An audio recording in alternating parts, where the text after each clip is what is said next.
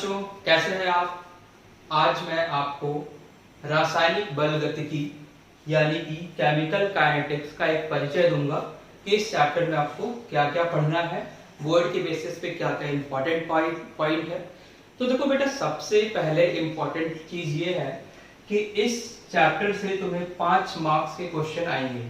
ठीक है, तो 5 मार्क्स के क्वेश्चन आएंगे, किस किस टॉपिक से आएंगे मैं सिर्फ उसी टॉपिक को बताऊंगा। अच्छा, तो सबसे पहले इंट्रोडक्शन में जैसे तुम रासायनिक बल गतिकी पढ़ते हो, तो उसमें क्या है, रासायनिक बल गतिकी हम किसी रिएक्शन के लिए पढ़ते हैं। रिएक्शन क्या होती है, तो जो रिएक्शन या अभिक्रिया है, वो अभिक्रिया कोई तीव्र अभिक्रिया भी हो सकती है, कोई स्लो रिएक्शन भी हो सकती है और कोई मॉडरेट रिएक्शन भी हो सकती है। तो जनरली हम जो रासायनिक बल गतिकी में पढ़ते हैं वो मॉडरेट रिएक्शन के लिए पढ़ते हैं। तो स्लो रिएक्शन क्या होती है, मॉडरेट रिएक्शन क्या होती है और नॉर्मल रिएक्शन क्या होती है, ये बस आपको जानना है। इससे कोई क्वेश्चन नहीं पूछा जाता, बस स्टार्टिंग में आप उसे जब भी होगा तो पढ़ लीजिएगा, बस जान लीजिएगा। अब बताता हूं जो इसमें आता है। अब देखो, 5 मार्क्स में जो क्वेश्चन आता है वो होता है, सबसे पहला जो टॉपिक पूछा जाता है वो अभिक्रिया का दर पूछा जाता है। ठीक है, अभिक्रिया का दर।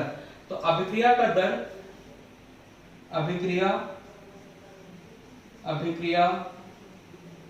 का दर, इसको बोलते हैं rate of reaction. Rate of reaction. ठीक है, इसका बेटा आपको सिर्फ डेफिनेशन पढ़ना है, डेफिनेशन से ज्यादा कुछ नहीं आएगा। अच्छा, अब अभिक्रिया की दर की अगर मैं बात करूं तो 2 तरह का रेट होता है।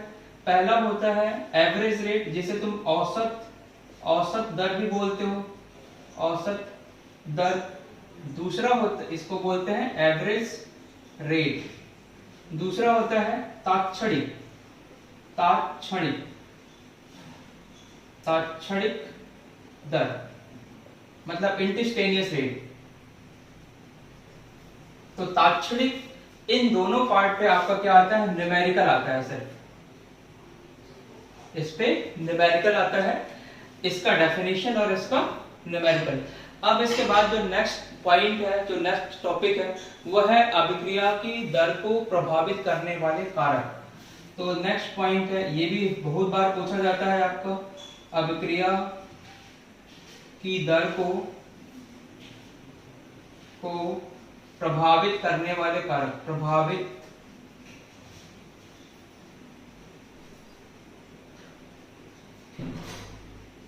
कारक, ये बहुत इंपॉर्टेंट है और कई बार ये इस पे क्वेश्चन आ चुके हैं। तो अब प्रभावित करने वाले कारक में सबसे पहला कारक क्या होगा, ताप पढ़ना है आपको। फिर क्या पढ़ना है, दाब पढ़ना, सांद्रता पढ़ना है, सांद्रता। और फिर आपको पढ़ना है उत्प्रेरक। तो इससे 1 मार्क से क्वेश्चन आते हैं, अभिक्रिया के दर को प्रभावित करने वाले कारक।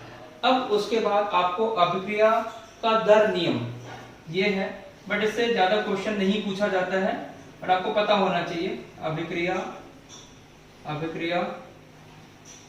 का दर नियम means rate law of reaction. ये है, ये पूछा नहीं जाएगा तो बहुत ज्यादा पढ़ने की ज्यादा जरूरत नहीं है। इसके बाद एक टॉपिक आता है वेग स्थिरांक।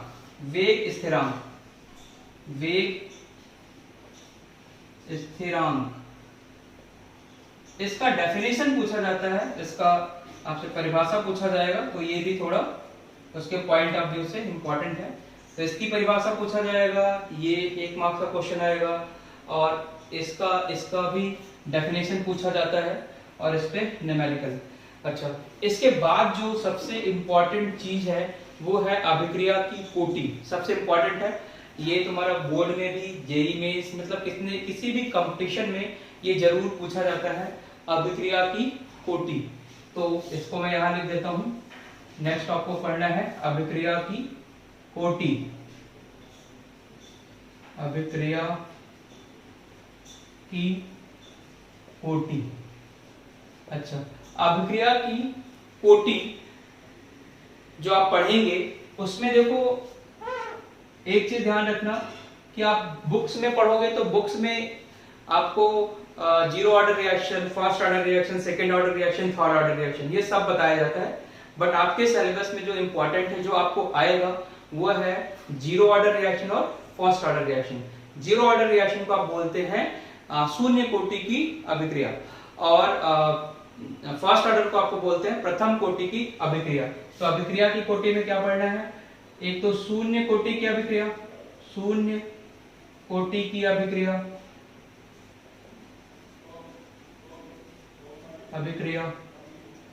ठीक है। दूसरा क्या करना है? प्रथम कोटि की अभिक्रिया, प्रथम कोटि की अभिक्रिया। इन दोनों ही पार्ट पे जो सबसे ज्यादा क्वेश्चन आता है वो न्यूमेरिकल आता है, और ये दोनों ही पार्ट तुम्हारा बहुत ही इंपॉर्टेंट है। इस पे बेस्ड न्यूमेरिकल देखो। और इसी में एक टॉपिक आता है जिसे बोलते हैं अर्ध आयु। ये अभिक्रिया की कोटि में ही है, अर्ध आयु, जैसे आप टी हाफ भी बोलते हैं, इसको बोलते हैं हाफ लाइफ बेटा, हाफ लाइफ। हाफ लाइफ मतलब कितने समय में वो आधा हो जाता है। तो इसमें आपसे न्यूमेरिकल पूछा जाता है, बेसिकली हाफ लाइफ के क्वेश्चन आते हैं इसमें। तो ये भी पार्ट आपको ध्यान रखना है, ठीक है। इसके बाद जो आप अभिक्रिया की कोटि पढ़ रहे हैं, शून्य कोटि की अभिक्रिया, प्रथम कोटि की अभिक्रिया, इसमें कुछ अभिक्रियाएं क्या होती हैं? आभासी होती हैं। आभासी है मतलब वो सूडो है, होती कुछ और है, दिखती कुछ और है। तो वो भी आपको पढ़ना है। आभासी प्रथम कोटि की अभिक्रिया, ये भी इंपॉर्टेंट है। आभासी प्रथम कोटि की अभिक्रिया, ठीक है। आभासी प्रथम कोटि की अभिक्रिया। फिर आपको पढ़ना है अभिक्रिया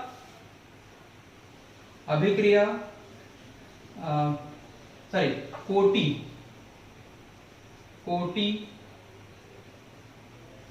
और ये मॉलिक्युलरिटी बोलते हैं। मॉलिक्युलरिटी को आप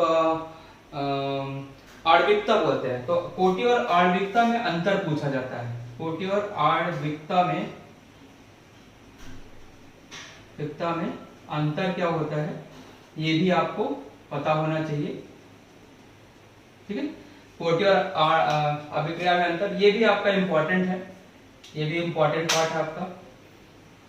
इसके बाद जो एक इंपॉर्टेंट एंटिटी होती है आपकी सक्रियण ऊर्जा,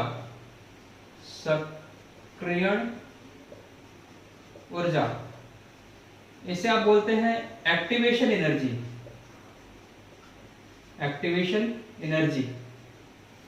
तो ये एक्टिवेशन एनर्जी क्या होती है, और एक्टिवेशन एनर्जी पे भी क्वेश्चन पूछे जाते हैं।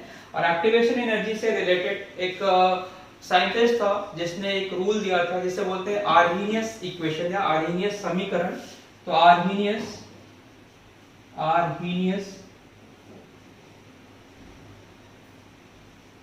समीकरण, इस पे भी तुम्हें बहुत ज्यादा क्वेश्चन पूछे जाते हैं। इसका डेफिनेशन, सक्रियण ऊर्जा का डेफिनेशन, और इसके साथ साथ इस पे न्यूमेरिकल तुम्हें पता होना चाहिए। फिर क्या है, आर्हीनियस इक्वेशन में ही दो अलग अलग ताप पे वेग स्थिरांक में संबंध पूछा जाता है। तो दो अलग अलग